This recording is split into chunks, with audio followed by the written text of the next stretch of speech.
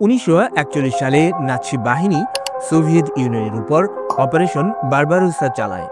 খুব দ্রুতই তারা সোভিয়েত ইউনিয়নের ভেতরে প্রবেশ করতে শুরু করে। জার্মান সেনারা সেন্ট পিটার্সবার্গে প্রবেশ করে এবং রুশ সম্রাজ্ঞী ক্যাথরিনের অ্যাম্বার রুম দখল করে।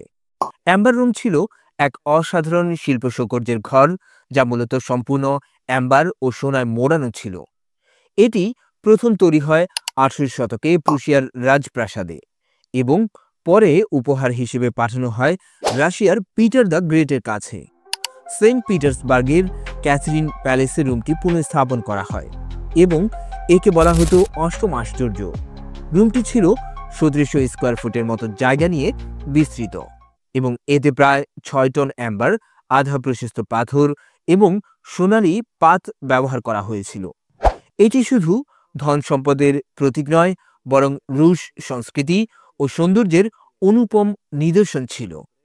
জার্মান সৈন্যরা ক্যাথরিন প্যালেসে প্রবেশ করে এবং অ্যাম্বার রুমের প্রতিটি অংশ খুলে ফেলে ট্রেনে করে কোয়েনিগসবার্গের আজকের কেলিনগ্রাদ রাশিয়ায় নিয়ে যায়।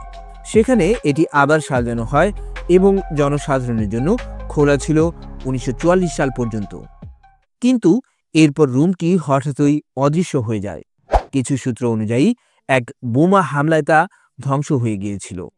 আবার কিছু গবেষক মনে করেন জার্মান কর্মকর্তারা শেষ মুহূর্তে এটি অন্যত্র লুকিয়ে ফেলেন। 1945 সালে মিত্রবাহিনী কোয়েনিগসবার্গে প্রবেশ করলেও রুমের আর কোনো চিহ্ন তারা খুঁজে পায়নি। 1997 সালে কিছু অ্যাম্বার প্যানেল জার্মানির এক ব্যক্তির বাসা থেকে উদ্ধার করা হয়, যা অনেককে ভাবায় পুরো রুমের অস্তিত্ব এখনও কোথাও গোপনে লুকিয়ে আছে। 2003 সালে রাশিয়া সরকার ক্যাথরিন প্যালেসে অ্যাম্বার রুমের পুনর্নির্মাণ করে, কিন্তু মূল রুমটি আজও হারিয়ে আছে।